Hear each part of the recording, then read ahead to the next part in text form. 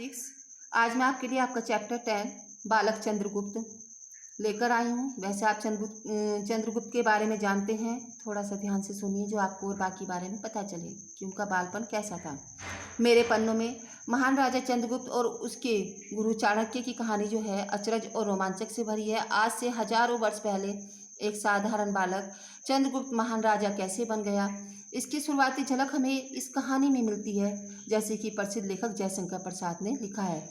ये जो कहानी है जयशंकर प्रसाद ने लिखी है कि पाटलिपुत्र में जो मौर्य सेनापति एक विभवहीन ग्रह था और महापद्म नंद और उनके पुत्रों के अत्याचार से मगध कांप रहा था।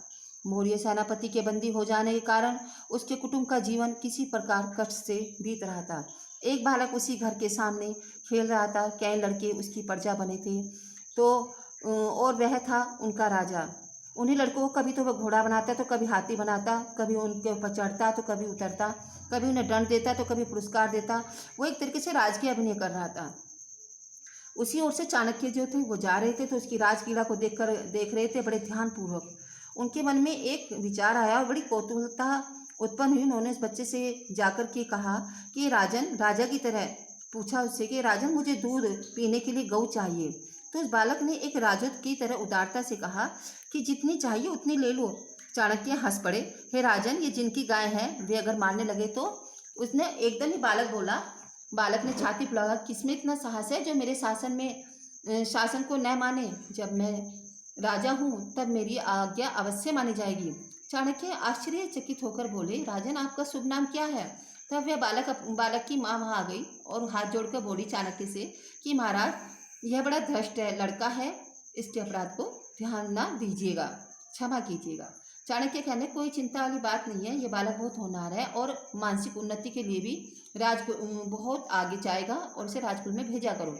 उसकी माँ रोने लगी और कहने लगी कि हम तो लोग वैसे ही राजकोप के द्वारा परेशान हैं, हमारे जो पति हैं वो आगे राजा की आगे से बंदी किए गए हैं। चाणक्य ने कहा कि बालक का कुछ अनिष्ट न होगा, तुम अवश्य से राजकुल ले जाओ। इतना कहकर बालक को आशीर्वाद देकर चाणक्य चले गए। बालक की माँ बहुत डरते डरते एक दिन अपने चंचल और साहसी लड़के को लेकर राजसभा में पहुंची। वहाँ का जो राजा था नंद था, वो एक निष्ठुर और मूर्ख था। उसकी राजसभा में जितने भी लोग बैठे थे वो बहुत ही चापलूस थे और मूर्ख थे।